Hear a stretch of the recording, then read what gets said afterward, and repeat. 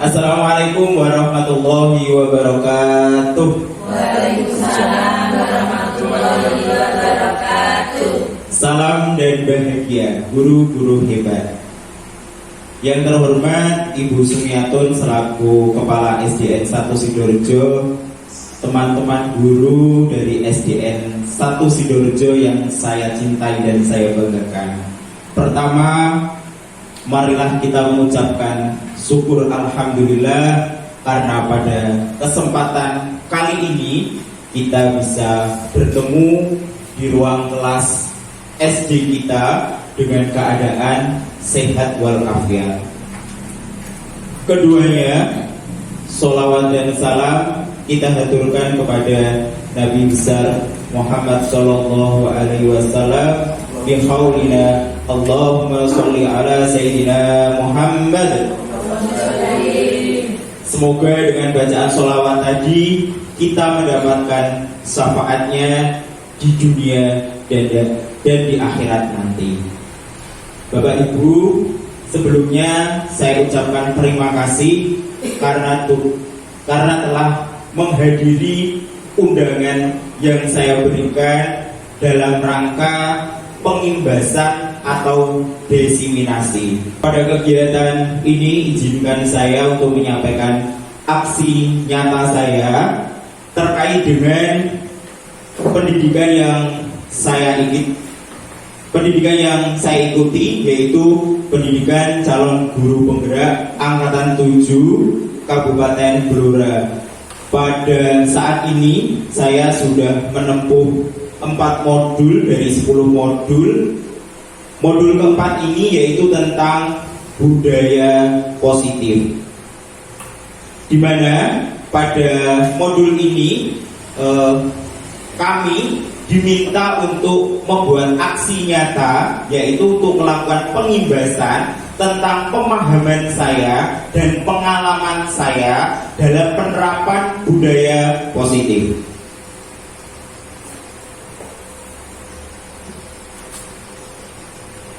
Untuk kegiatan hari ini ada 4 agenda. Yang pertama adalah pembukaan, yang kedua adalah pemahaman inti, yang ketiga adalah refleksi, dan yang terakhir adalah penutup.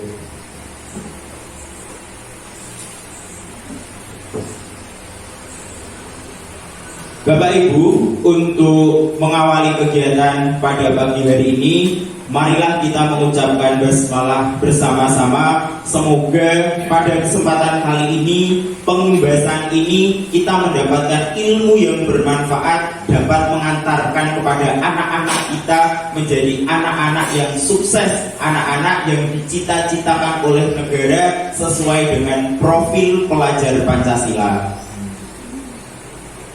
Mari kita membaca basmalah bersama-sama. Bismillahirrahmanirrahim. Acara yang kedua yaitu acara pemahaman atau acara inti. Bapak Ibu, sebelum kita ke materi, mungkin kita bisa menjawab pertanyaan berikut ini. Apakah Anda setuju dengan pernyataan ini? Yang pertama, hukuman dapat mendisiplinkan anak. Yang kedua, pemberian hukuman dengan hal positif seperti membaca atau membersihkan halaman sekolah dapat meningkatkan disiplin anak. Dan yang ketiga adalah memberi penghargaan dapat meningkatkan motivasi belajar anak. Apakah Bapak Ibu setuju dengan kalimat berikut? Apakah Bapak Ibu setuju dengan kalimat tersebut? Setuju. Oke, Bapak Ibu setuju jika hukuman dapat mendisiplinkan anak, dan Bapak Ibu juga setuju memberikan hukuman dengan hal positif serta membaca atau membersihkan halaman sekolah dapat meningkatkan disiplin anak. Dan yang ketiga, Bapak Ibu juga setuju kalau memberi penghargaan dapat meningkatkan motivasi belajar anak. Jawaban Bapak Ibu kita simpan, nanti kita buktikan setelah pemaparan hari ini apakah Bapak Ibu tetap setuju atau Bapak Ibu berubah pikiran, ya.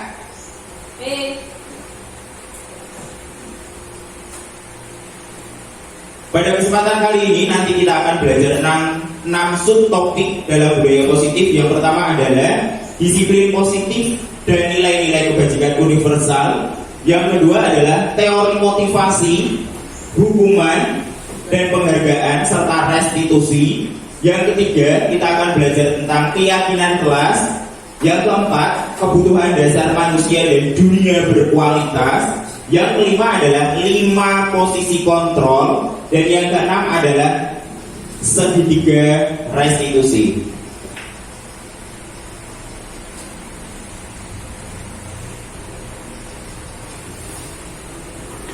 Di topik pertama yaitu disiplin positif dan nilai-nilai universal.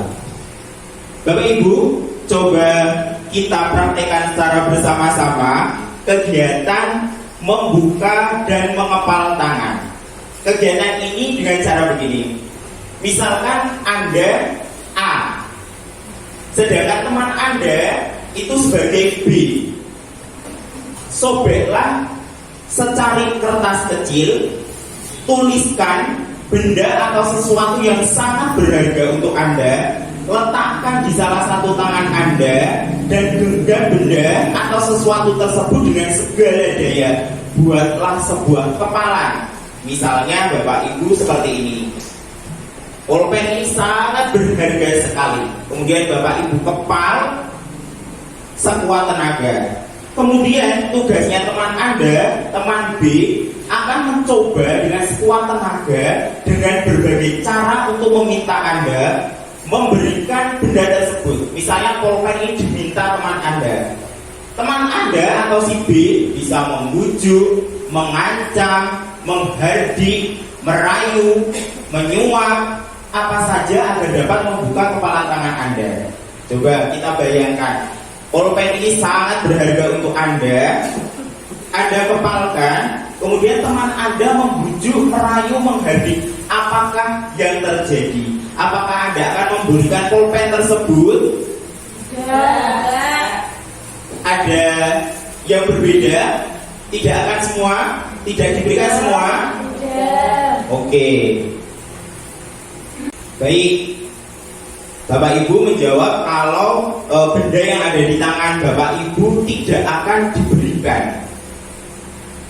Dari kegiatan ini kita bisa berkesimpulan sebenarnya kita berperilaku atau bertindak itu sebenarnya karena diri kita sendiri atau dikontrol orang lain.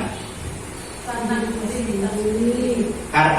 diri kita sendiri. Bisa jadi karena kita menginginkan, kita ingin tetap mengepal. Tapi bisa jadi Anda membuka kepalan tangan Anda. Bisa jadi, kenapa? Karena dengan bujuk rayuan teman Anda akan membuka, memberikannya kepada teman Anda. Jadi kesimpulannya adalah jika kita terapkan pada dunia pendidikan, ketika Bapak Ibu memerintahkan kepada siswa, misalnya saja menyapu, minta tolong sapu depan kelas. Ada 2 hal. Yang pertama, anak tergerak untuk menyapu karena dari dirinya ingin menyapu atau karena bujukan Anda. Jadi bisa 2 kemungkinan. Kalau anak tersebut ingin menyapu dari dirinya sendiri, berarti anak ini memiliki motivasi intrinsik. Tetapi kalau anak tersebut ingin menyapu karena rayuan Bapak Ibu guru, berarti anak tersebut sedang mengalami atau melakukan motivasi ekstrinsik dari luar, yaitu dari bujukan atau rayuan dari orang sekitar. Selama ini kita memiliki paradigma atau sudut pandang yang bermacam-macam. Yang ilusi itu atau paradigma itu kita kenal dengan ilusi kontrol. Ada 5 ilusi kontrol. Yang pertama adalah ilusi bahwa guru mengontrol murid. Kita sebagai guru atau pendidik ini kebanyakan memiliki sudut pandang kalau kita itu yang mengontrol anak. itu sebenarnya kurang tepat, karena sesuai dengan praktik kita tadi mengepal atau menggenggam, anak melakukan sesuatu itu bukan karena perintah kita, karena anak tersebut ingin melakukannya sendiri. Itu yang pertama. Yang kedua, ilusi bahwa kritik dan membuat orang merasa bersalah dapat menguatkan karakter. Kita biasanya sebagai pendidik ada yang melakukan kritik atau memberikan hukuman secara verbal menggunakan kata-kata kasar kepada anak. Misalkannya saja begini, ada anak yang tidak mengerjakan PR, langsung kita nilai atau kita hukum dengan begini, kenapa kamu tidak mengerjakan PR? Jadi anak malas. Nah, dengan kalimat tersebut kita itu sebagai pendidik sudah beranggapan atau memiliki ilusi bahwa kritik itu membuat orang merasa bersalah dan menguatkan karakter. Hal itu kurang tepat, karena sebenarnya mengkritik anak dan memberikan hukuman secara verbal atau kata-kata kasar itu akan membuat anak itu merasa gagal, anak itu merasa minder, anak itu akan merasa trauma. Nah, ini kita sebagai pendidik harus sering merefleksikan diri, apakah kata-kata dalam sehari ini sudah betul atau salah, gitu nggih. Kemudian yang ketiga adalah ilusi bahwa semua penguatan positif, efektif dan bermanfaat. Misalkan saja ada anak yang tidak mengerjakan PR, tidak Bapak Ibu marahi, tetapi Bapak Ibu berusaha untuk memberikan penguatan positif. Misalnya, ya udah nak, kamu tidak mengerjakan PR tidak apa-apa, tapi coba bersihkan halaman depan kelas itu yang kotor. Niat Bapak Ibu bagus, ingin memberikan penguatan positif ya. Atau begini, Bapak Ibu mengiming-imingi sesuatu. Ada anak ketika misalkan begini, kalau misalkan kelas 6 akan tes, Bapak Ibu sudah memberikan iming-iming dulu atau penghargaan. Anak-anak, hari ini kita ulangan, bagi siapa yang mendapatkan nilai 100 akan Bapak traktir di kantin. Ya, anak-anak pasti akan merasa berlomba-lomba untuk mendapatkan nilai 100, gitu? Ya, anak-anak akan berusaha mendapatkan nilai 100. Apakah itu efektif? Atau apakah itu sudut pandang kita sebagai pendidik itu betul? Ya, jawabannya adalah kurang tepat. Kenapa? Bisa jadi penguatan positif itu akan membuat anak menjadi ketagihan dalam waktu jangka panjang. Anak suatu ketika tidak bertemu dengan Anda atau Bapak Ibu yang memberikan hadiah ketika mendapatkan nilai yang bagus, anak tidak akan termotivasi untuk melakukan belajar secara mandiri. Gitu ya. Dan yang keempat adalah ilusi bahwa orang dewasa memiliki hak untuk memaksa. Kita biasanya sebagai orang dewasa, baik di rumah, sebagai orang tua di rumah, atau ketika berada di sekolah, kita itu sering memiliki seperti memaksa begitu. Ya pokoknya begini, kalau tidak begini ya tidak usah saja. Biasanya kalau dengan anak-anak kita di rumah kan begitu, atau di sekolah juga begitu biasanya. Ternyata hal itu hanya berdampak dalam jangka pendek saja. Misalnya anak tidak mau menyapu di kelas, tidak mau piket. Kita sebagai orang dewasa memaksanya. Kamu harus piket dengan bersih, seumpama. Kita memaksakan hak anak. Efeknya jika dalam jangka waktu yang panjang akan merusak hubungan orang dewasa dengan anak. Pasti anak akan merasa kalau haknya itu dilanggar oleh orang lain, terutama oleh orang dewasa. Maka daripada itu kita sebagai pendidik perlu mengetahui perubahan paradigma teori kontrol ini. Berikut adalah perubahan paradigma stimulus respon atau teori kontrol. Siapa sesungguhnya yang memiliki kontrol? Siapa Bapak Ibu? Siapa yang memiliki kontrol? diri sendiri. Ini adalah contoh stimulus respon dari dan teori kontrol. Yang pertama adalah kita mencoba mengubah orang agar berpandangan sama dengan kita. Ini sering kita lakukan sebagai orang dewasa, baik dengan murid-murid atau dengan teman kita. Teori kontrol yaitu kita berusaha memahami pandangan orang lain tentang dunia. Jadi tidak semua yang dilakukan orang lain itu salah. Bisa jadi mereka memiliki alasan-alasan tertentu. Kemudian stimulus respon yang kedua yaitu berperilaku buruk dilihat sebagai suatu kesalahan. Anak tidak mengerjakan PR, salah. Anak tidak mau menurut kepada guru, salah. Anak anak bertengkar dengan temannya juga salah. Kita beranggapan seperti itu. Padahal sebenarnya semua perilaku itu memiliki tujuan. Kemudian yang tiga adalah orang lain bisa mengontrol saya. Pada teori kontrol yaitu hanya Anda yang bisa mengontrol diri Anda. Yang keempat, stimulus respon, saya bisa mengontrol orang lain. Kemudian pada teori kontrol, Anda tidak bisa mengontrol orang lain. Nah, ini perlu kita garis bawahi. Kita sebagai pendidik kita itu tidak bisa mengontrol siswa kita. Tugas kita sebagai seorang pendidik adalah menuntun siswa, ya, menuntun siswa. Kemudian yang kelima adalah pemaksaan ada pada saat rujukan gagal. Pada teori kontrol, kolaborasi dan konsensus menciptakan pilihan-pilihan baru. Kemudian stimulus respon yang terakhir adalah model berpikir menang atau kalah. Pada teori kontrol yaitu model berpikir menang-menang atau win-win solution. Oke. Ketika kita belajar budaya positif atau disiplin positif, sebenarnya disiplin itu apa toh? Kalau kita berada di lingkungan masyarakat, biasanya itu kita beranggapan kalau namanya disiplin ini identik dengan datang tepat waktu. Kalau ke sekolah datangnya pagi-pagi, itu pasti akan diberi nama orang itu loh disiplin. Ya. Padahal sebenarnya makna sebenarnya disiplin itu apa toh?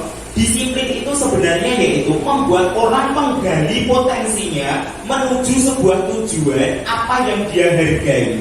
Jadi anak itu, siswa itu melakukan sesuatu karena anak itu memiliki nilai yang ingin dicapai. Nilai-nilai apa? Nilai-nilai kebajikan. Ya, tetapi dalam budaya kita makna kata disiplin ini telah berubah menjadi sesuatu yang dilakukan seseorang pada orang lain untuk mendapatkan kepatuhan. Misalnya tadi datang tepat waktu. Kecenderungan umum adalah menghubungkan kata disiplin dengan ketidaknyamanan. Biasanya kalau datang terlambat dihukum, gitu kan ya. Kemudian bukan dengan apa yang kita hargai atau pencapaian suatu tujuan mulia. Itu perspektif atau pandangan yang ada di masyarakat. Kata disiplin tadi yaitu anak melakukan sesuatu atau menggali potensinya karena mempercayai nilai-nilai kebajikan. Apa toh sebenarnya nilai-nilai kebajikan itu? Ya, ini perlu kita kenalkan kepada anak-anak kita, walaupun anak kita di rumah mungkin masih usia TK atau kalau kita sebagai pendidik di sekolah dasar kita menerapkan kepada anak usia SD, kita harus menerapkan atau kita perlu mengenalkan nilai-nilai kebajikan universal. Apa itu? Yaitu sifat-sifat positif manusia merupakan tujuan mulia yang ingin dicapai setiap individu. Nilai-nilai tersebut universal dan lintas bahasa, suku bangsa, agama maupun latar belakang. Jadi perlu kita kenalkan kepada anak-anak kita nilai-nilai kebajikan. Karena kita sekarang berada pada kurikulum merdeka, sesuai dengan kurikulum, tujuan dari nilai-nilai yang akan dicapai oleh pelajar Pancasila adalah ada 6: beriman, bertakwa kepada Tuhan Yang Maha Esa dan berakhlak mulia, mandiri, bernalar kritis, berkebinekaan global, bergotong royong dan kreatif. Ya. Berarti nilai-nilai ini perlu kita terapkan atau kita praktekkan kepada anak-anak. Jadi kalau anak-anak memiliki nilai-nilai yang diinginkan sesuai nilai profil pelajar Pancasila, anak melakukan sesuatu karena nilai tersebut dipercaya benar. Bapak Ibu sudah pernah mendengar lagu yang hubungannya dengan profil pelajar Pancasila? Belum? Sudah Bu? Pakai lagu Bincak-bincak ya. 1, 2, 3. Pelajar Pancasila beriman dan bertakwa pada Tuhan yang Esa dan berakhlak mulia, mandiri bernalar kritis, berkebinekaan global, gotong royong serta kreatif. Bagus ya suara saya. Bagus sekali. Oke. Sekali lagi atau tidak? Lanjut. Oke. Subtopik yang kedua adalah teori motivasi, hukuman, dan penghargaan serta restitusi. Seseorang melakukan tindakan atau peserta didik melakukan tindakan itu pasti ada motivasinya. Ada 3 motivasi perilaku manusia. Yang pertama, untuk menghindari ketidaknyamanan atau hukuman. Misalnya, ada anak yang tidak mengerjakan PR. Kemudian bapak ibu tanya, kenapa kamu tidak mengerjakan PR? Anak tersebut pasti akan menjawab dengan beraneka ragam. Misalnya saja jawabannya begini, maaf Pak, saya tidak mengerjakan karena saya lupa. Nah, kenapa anak tersebut mengatakan lupa? Karena dimungkinkan anak ini memiliki motivasi untuk menghindari ketidaknyamanan atau hukuman. Takut kalau dihukum oleh gurunya, maka dia jawab lupa gitu. Bisa jadikan ya. Yang kedua, untuk mendapatkan imbalan dari orang lain atau institusi. Misalnya saja ketika bapak ibu ini berada dalam kelas, bapak ibu memberikan iming-iming kepada peserta didik, memberikan hadiah. Misalnya, bagi siapa nanti yang bisa menjawab akan pulang duluan. Nah, ini kan reward atau hadiah. Jadi anak-anak melakukan tersebut karena dia mendapatkan imbalan. Maka anak-anak berlomba ingin menjawab pertanyaan dengan tepat. Dari 2 motivasi ini, baik untuk menghindari ketidaknyamanan dan hukuman atau untuk mendapatkan imbalan dari orang lain, ini adalah motivasi eksternal, yaitu di mana anak melakukan sesuatu karena pengaruh dari luar, yaitu pengaruh dari kita sebagai seorang pendidik. Kemudian teori motivasi perilaku manusia yang ketiga adalah untuk menghargai dirinya sendiri. Jadi anak melakukan sesuatu itu agar memenuhi nilai-nilai yang diyakini. Motivasi ketiga inilah yang diharapkan ada pada peserta didik kita, yaitu motivasi internal. Kalau sudah memiliki motivasi internal, anak itu tidak akan terpengaruh baik oleh hukuman atau penghargaan. Dia tetap melakukan kebaikan-kebaikan sesuai dengan keyakinan yang diyakini. Anak tetap mengerjakan PR walaupun tidak diberikan hadiah. Anak tetap akan menjawab dengan tepat dan cepat walaupun tidak diminta untuk pulang oleh gurunya. Jadi anak sudah memiliki motivasi intrinsik atau motivasi internal.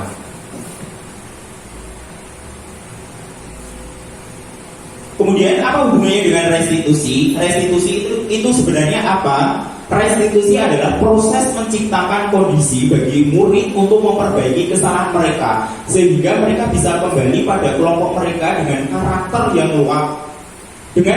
yang lebih kuat. Jadi kita selama ini mungkin lebih sering menggunakan hukuman atau konsekuensi, tetapi pada kali ini diperkenalkan dengan restitusi, yaitu anak bisa kembali ke kelompoknya dengan memiliki karakter yang lebih kuat setelah melakukan kesalahan. Ada 9 ciri-ciri restitusi. Yang pertama adalah restitusi itu bukan untuk menebus kesalahan, namun untuk belajar dari kesalahan. Yang kedua, untuk memperbaiki hubungan. Yang ketiga adalah tawaran, bukan paksaan. Yang keempat, restitusi menuntut untuk melihat ke dalam diri. Kelima, restitusi mencari kebutuhan dasar yang mendasari tindakan. Yang keenam, restitusi diri adalah cara yang paling baik. Ketujuh, restitusi fokus pada karakter bukan tindakan. Yang kedelapan, restitusi fokus pada solusi. 9, restitusi mengembalikan murid yang berbuat salah pada kelompoknya. Jadi ciri-ciri restitusi itu ada 9. Mungkin secara garis besar restitusi itu jika anak sedang melakukan kesalahan, tidak perlu kita cas atau kita hukum bahwa anak tersebut langsung salah, tapi anak tersebut bisa kita tanya apa yang terjadi, tujuannya apa, dan nilai apa yang diyakini. Kemudian anak bisa menemukan solusi atas permasalahannya tersebut. Ini adalah tabel perbandingan antara hukuman, konsekuensi, dan restitusi.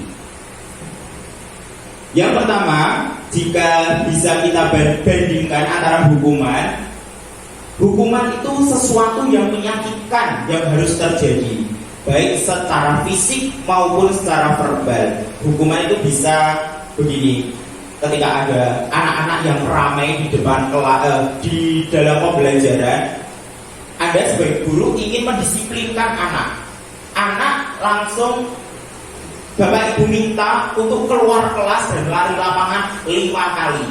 Nah, ini berarti hukuman, menyakitkan untuk anak, menyakitkan secara fisik. Atau bisa jadi Bapak Ibu melakukan kekerasan atau tindakan secara verbal, menggunakan kata-kata yang kasar. Kamu ramai saja, tidak bisa diam. Kamu anaknya siapa? Bisa jadi biasanya kalau kita orang Jawa kan gitu, kayak aneh sombong atau kok rame ya gitu ya. Nah, itu ternyata bisa membekas di hati anak itu tidak hanya 1-2 tahun, bisa jadi dia akan terngiang-ngiang sampai puluhan tahun dia akan ingat guru itu pernah berkata kasar kepada saya. Apakah Bapak Ibu menginginkan seperti itu? Tidak kan ya? Oke. Yang diingat anak karena kata-katanya yang kasar. Yang kedua, konsekuensi. Kalau konsekuensi ini biasanya anak sudah lebih tahu. Biasanya sudah membuat peraturan dulu. Anak-anak nanti kalau tidak mengerjakan PR, kita membersihkan toilet ya. Begitu. Jadi kalau ada anak yang tidak mengerjakan PR, Anda sebagai pendidik melakukan memberikan konsekuensi langsung begini. Ayo, kamu tidak mengerjakan PR, konsekuensinya apa? Membersihkan toilet, Pak. Ya, silakan membersihkan toilet. Ya. Itu juga menyakitkan anak ternyata. Masih ada hukuman-hukuman, tetapi itu sifatnya lebih halus. Yang diharapkan kita sebagai seorang pendidik, kita bisa melakukan restitusi, yaitu restitusi merupakan pilihan. Jadi anak kita tanya baik-baik, nilai apa yang diyakini, kemudian solusinya apa. Misalnya ada anak yang rame, ditanya, kamu kenapa kok rame? Ditanya, saya bosan Pak Guru kalau menerangkan tidak ada nyanyinya, misalkan seperti itu ya. Bisa jadi introspeksi untuk kita. Memang pembelajaran yang kita bawakan itu monoton atau tidak menyenangkan, tidak menarik anak. Kemudian bisa saja hukuman itu tidak nyaman untuk murid atau anak untuk jangka waktu yang panjang. Kalau konsekuensi tidak nyaman untuk murid atau anak untuk jangka waktu yang panjang. Sedangkan restitusi itu menguatkan untuk murid atau anak dalam jangka waktu yang panjang. Kemudian jika kita bandingkan lagi pada tabel ini, pada identitas gagal, murid ini akan membenci peraturan. Dia tidak suka dengan peraturan ini, peraturan itu. Bisa jadi anak itu malah berontak. Pada konsekuensi, murid atau anak menghormati peraturan, agak lebih halus. Kemudian pada restitusi, murid atau orang murid atau anak menghormati dirinya dan menghormati orang lain. Itulah perbedaan antara hukuman, konsekuensi, dan restitusi.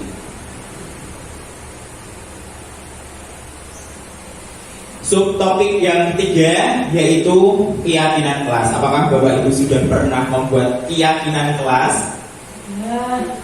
Ya, ini adalah hal yang baru untuk saya pribadi, karena selama ini saya pasti menerapkan peraturan sekolah yang ada. Bagaimana sekolah itu membuat peraturan, saya sebagai guru berusaha untuk menertibkan itu. Tetapi dengan di modul ini ada yang namanya keyakinan kelas.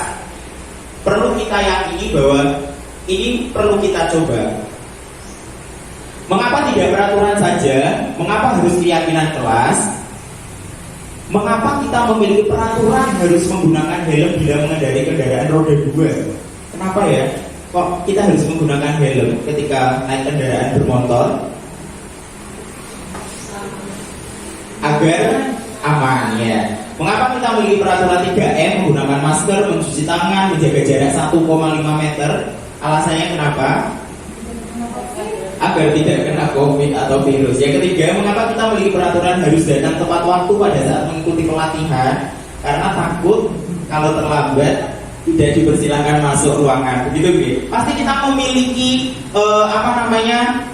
keyakinan akan perilaku kita untuk mendukung motivasi intrinsik, kembali ke nilai-nilai atau keyakinan-keyakinan, lebih menggerakkan seseorang dengan mengikuti serangkaian peraturan-peraturan. Jadi jawabannya, mengapa harus keyakinan kelas bukan peraturan kelas? Kalau peraturan kelas itu motivasi dari luar atau motivasi eksternal, tetapi kalau keyakinan kelas karena dibuat secara bersama-sama, baik siswa maupun guru, maka siswa akan tumbuh motivasi internalnya, gitu.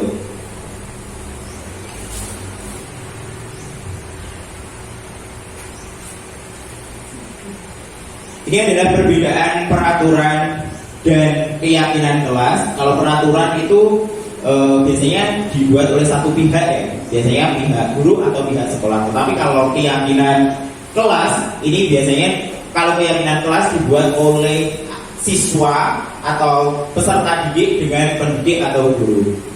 Peraturan selalu kembalikan buku ke tempatnya, misalnya itu sebuah peraturan. Tapi pada keyakinan kelas kita bisa membuat kalimat yang lebih singkat, abstrak, tapi mudah diingat oleh anak. Misalnya adalah tanggung jawab. Kemudian peraturan misalnya dilarang mengganggu orang lain. Pada keyakinan kelas, menghormati orang lain. Di peraturan, hadir di sekolah 15 menit sebelum pembelajaran dimulai. Kita bisa membuat keyakinan kelasnya yaitu menghormati orang lain dan berkomitmen. Atau pada peraturan, gunakan masker. Maka pada keyakinan kelas bisa kita buat kesehatan dan keselamatan.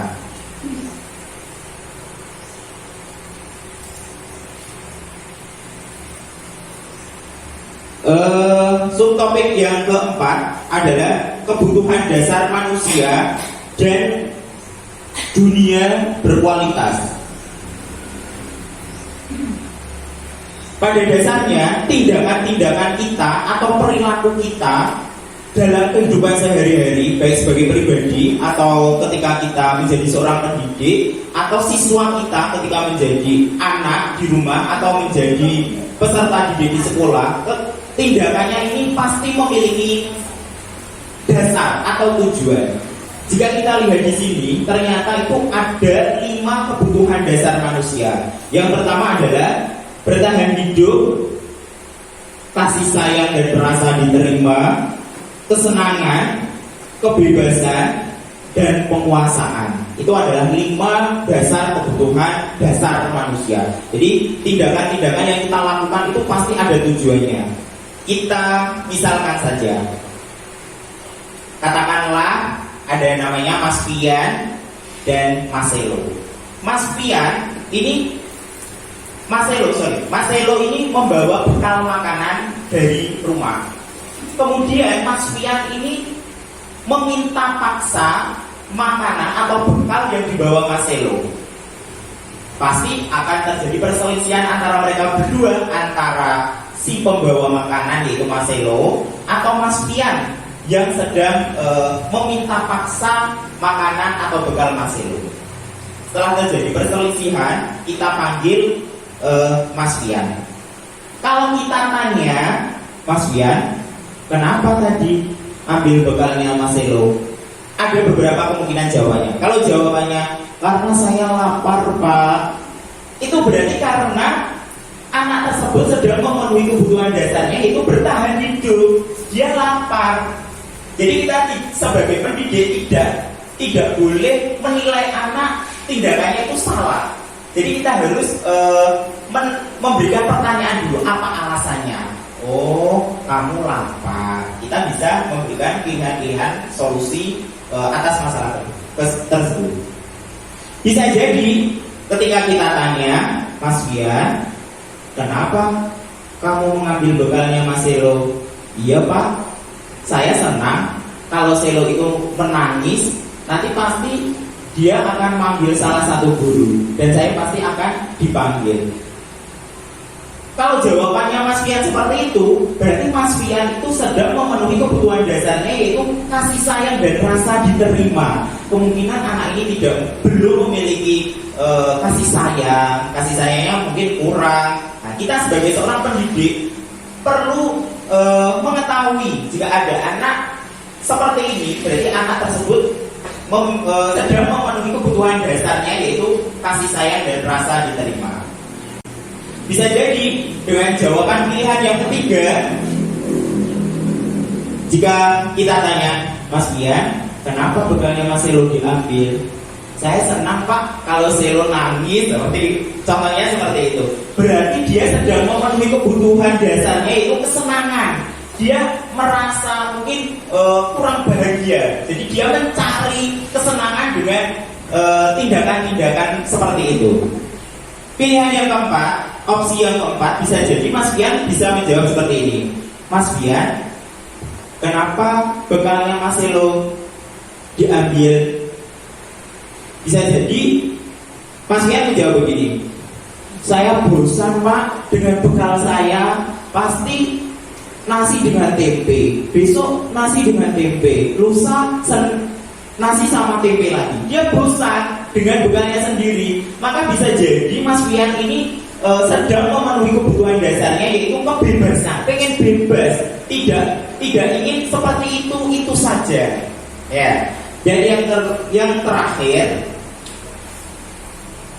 pilihan yang kelima, jika kita tanya, Mas Pian, kenapa bekalnya Marcelo diambil? Mas Pian menjawab begini, saya suka, Pak, kalau teman-teman saya menurut kepada saya. Bisa jadi kan ya? Nah, maka Mas Pian sedang memenuhi kebutuhan dasarnya, yaitu penguasaan. Dia lebih suka kepada teman-temannya itu manut kepada Mas Pian. Itu hanya sebagai contoh. Pertanyaannya, bagaimana jika salah satu kebutuhan dasar manusia itu tidak terpenuhi? Maka biasanya kebutuhan orang lain itu akan diambil. Bisa jadi kita pikirkan begini, ketika ada anak tidak menguasai materi pada pembelajaran, biasanya anak tersebut akan memenuhi kebutuhan dasar penguasaannya itu berada di tempat bermain. Ketika dia di kelas tidak dapat memenuhi kebutuhan dasar penguasaan, maka ketika berada di luar kelas atau di arena mainnya, dia akan memenuhi kebutuhan dasarnya, yaitu dengan cara menguasai teman-temannya. Misalnya seperti itu. Dunia berkualitas. Apa dunia berkualitas? Dunia berkualitas adalah tempat khusus dalam pikiran kita, tempat kita menyimpan gambaran representasi dari semua yang kita inginkan, berisi hal-hal dan apa saja terbaik dari hidup kita. Itu adalah dunia berkualitas. Mungkin saat ini dunia berangan-angan apa saja yang ingin Bapak Ibu capai. Mungkin benda atau cita-cita, ya. Tetapi semua itu tidak akan pernah semuanya tercapai. Kenapa? Karena bisa jadi keinginan kita itu akan mempengaruhi kebutuhan orang lain. Yang kelima, yaitu 5 posisi kontrol. Kita sebagai pendidik harus tahu, harus bisa memposisikan posisi kita. Ini adalah 5 posisi kontrol. Yang pertama adalah penghukum, yang kedua adalah pembuat orang bersalah, yang ketiga adalah teman, yang keempat adalah pemantau, dan yang kelima adalah manajer. Jika kita bandingkan dari kelima posisi kontrol ini, penghukum dan pembuat orang bersalah ini dapat membuat identitas anak atau peserta didik ini gagal. Pada posisi teman atau pemantau, kita bisa membuat identitas berhasil, tetapi anak mengharap imbalan atau ketergantungan pada orang lain. Dan yang terakhir adalah manajer, di mana pada posisi ini bisa menciptakan identitas berhasil, sukses, dan mengontrol diri. Anak bisa menghargai diri sendiri dan orang lain. Kita sebagai guru, misalnya pada posisi penghukum, kita ini menghardik, menunjuk-nunjuk, menyakiti, menyindir, dan lain sebagainya. Misalkan ada anak yang berkata-kata kotor, secara cepat dan singkat, refleks kita langsung mencubitnya. Nah, ini berarti kita berada pada posisi kontrol. Yang kedua, membuat orang merasa bersalah. Biasanya menggunakan kata-kata lirih, halus, tapi menyakitkan. Biasanya terdapat kata kecewa. Kemudian pada posisi teman, biasanya ini ada humor-humornya, ada rasa persahabatan antara guru dan murid. Pada posisi ini biasanya terdapat kata-kata seperti ini. Ayolah, sapu depan kelas demi Bapak. Nah, ini berarti kita memposisikan diri kita sebagai teman. Kemudian pada posisi pemantau, itu kita menghitung dan mengukur, kemudian memberi pertanyaan berupa apa peraturannya, apa konsekuensinya, apa hukumannya, begitu ya.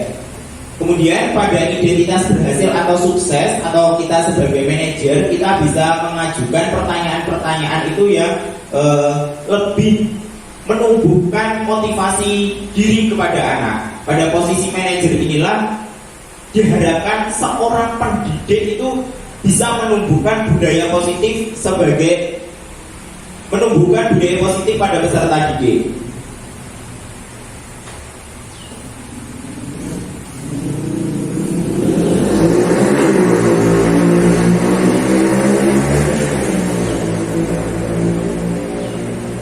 Dan yang terakhir, subtopik terakhir, yaitu segitiga restitusi.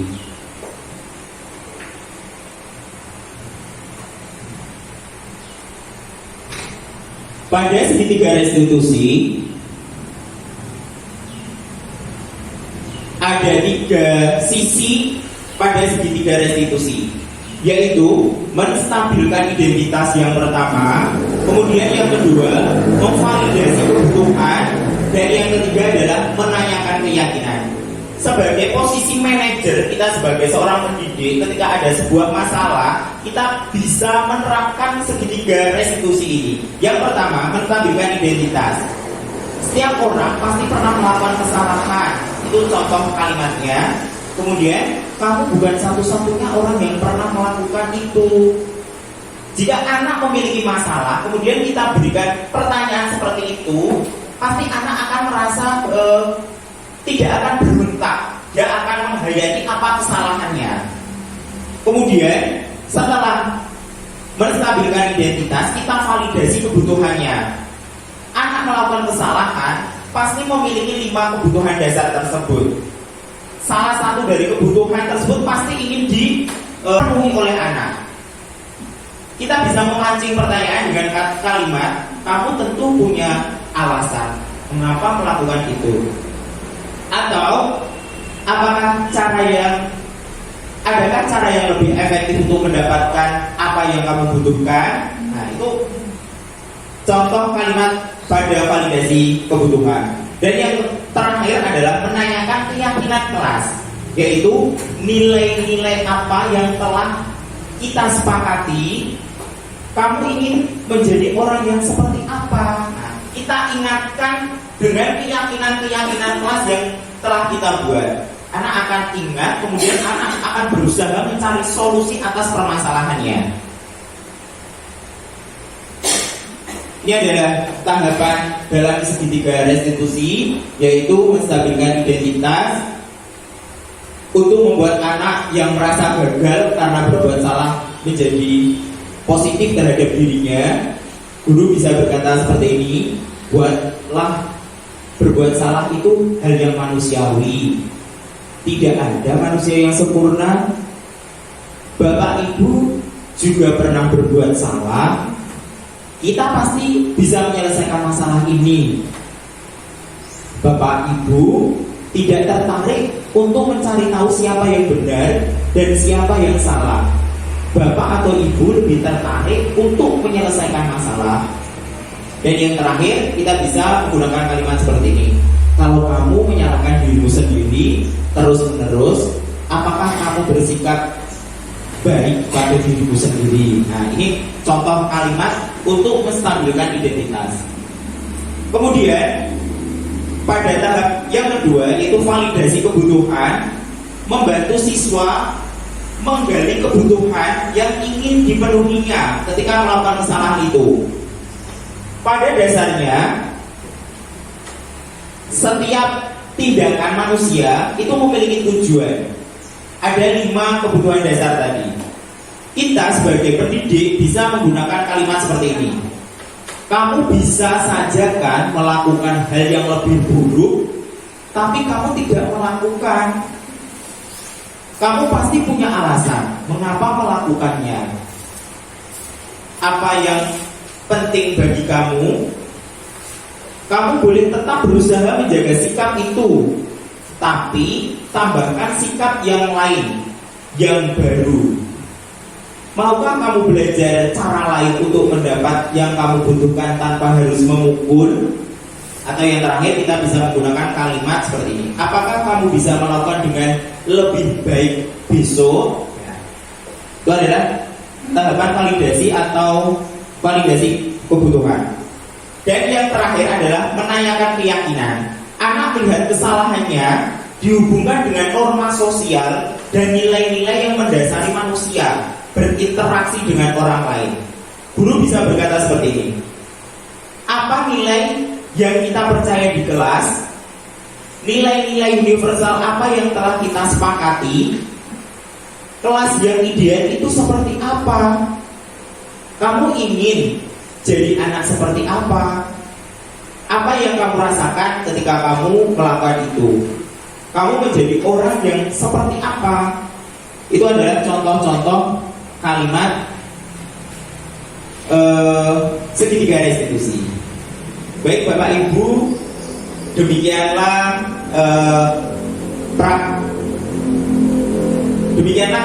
pengibasan dari modul 1.4, yaitu budaya positif. Sebelum saya akhiri, akan saya perlihatkan praktik segitiga restitusi yang pernah saya lakukan. Kemudian ada testimoni dari siswa, dan yang terakhir adalah testimoni dari teman sejawat.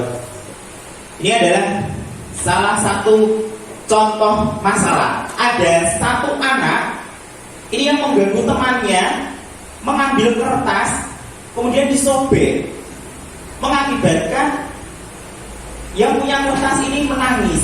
Ini kan sebuah masalah kan ya, kalau di kelas kita sebagai pendidik langsung marah atau menghukum. Nah, ini adalah contoh praktek segitiga restitusi yang saya lakukan. Yang pertama, kita memanggil anak ini empat mata. Jangan sampai kita itu menghakimi anak itu di depan teman-temannya. Itu akan membuat anak itu merasa gagal. Yang pertama yang saya lakukan adalah memvalidasi tindakan, menstabilkan identitas. Jadi anak diberikan penguatan kalau melakukan kesalahan itu yang biasa. Kemudian yang kedua, bagian menstabilkan identitas. Bagian yang kedua, validasi tindakan. Anak akan ditanya mengapa anak ini melakukan kesalahan. Kemudian yang ketiga adalah menanyakan solusi. Pada praktek segitiga restitusi ini, siswa perempuan ini melakukan yang pertama adalah minta maaf, dan yang kedua adalah mengganti kertas yang robek.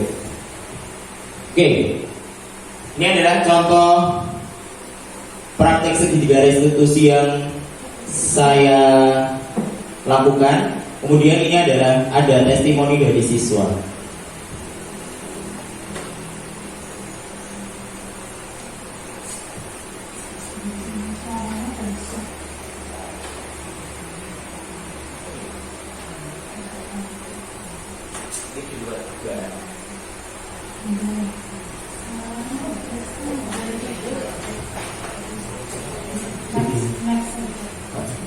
Ini adalah contoh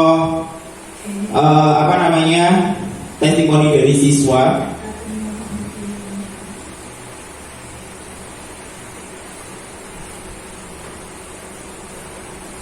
Oke. Dan yang terakhir adalah testimoni dari teman sejawat. Oke. Itu adalah contoh praktik segitiga restitusi yang saya lakukan. Kemudian saya mencoba melakukan penerapan budaya positif agar anak lebih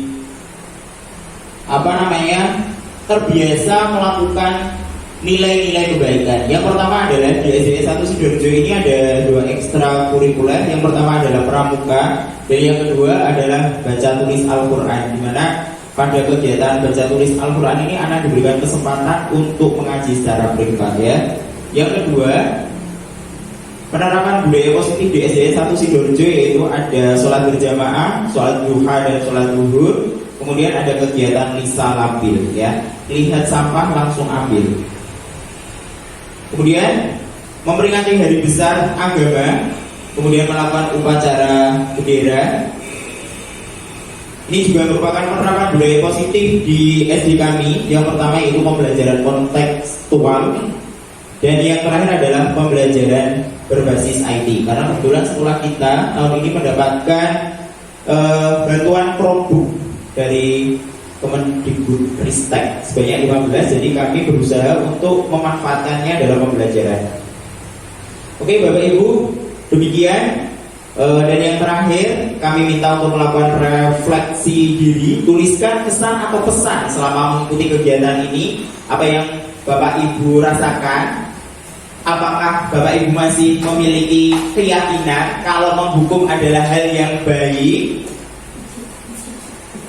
Apakah memberikan penghargaan merupakan hal yang terbaik? Ya, yang terbaik adalah kita melakukan restitusi. Ya, minta tolong dituliskan refleksinya.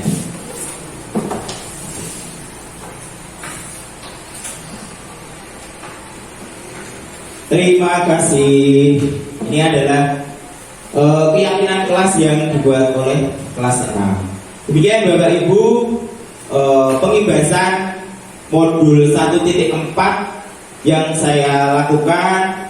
Mohon maaf apabila ada perkataan atau tindakan saya yang kurang berkenan. Saya sebagai manusia biasa mohon maaf yang sebesar-besarnya. Wabillahi taufiq wal hidayah wa ridha wal inayah. Assalamualaikum warahmatullahi wabarakatuh. Waalaikumsalam warahmatullahi wabarakatuh.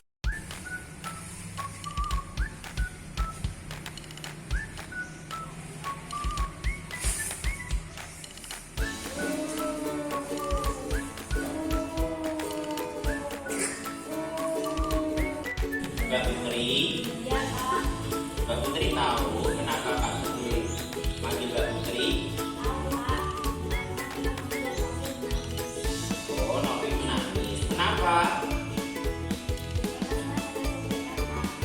Oh, pasti Mbak Putri ingin kertas yang dibawa Mbak Novi ya?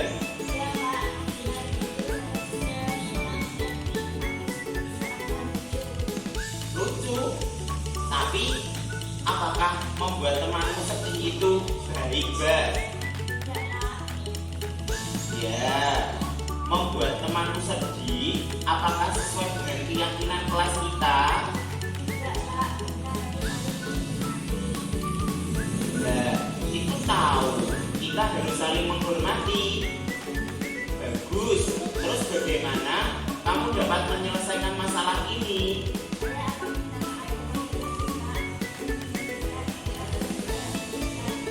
Oke, Mbak Putri sudah dapat menemukan solusi atas masalah hari ini. Semoga kejadian hari ini tidak terulang lagi. Sama-sama. Assalamualaikum warahmatullahi wabarakatuh. Nama saya Putri Alia Ramadhani, siswa kelas 6 SDN 1 Sidoarjo. Hari ini saya melakukan kesalahan yaitu menyebar kertas salah satu teman saya.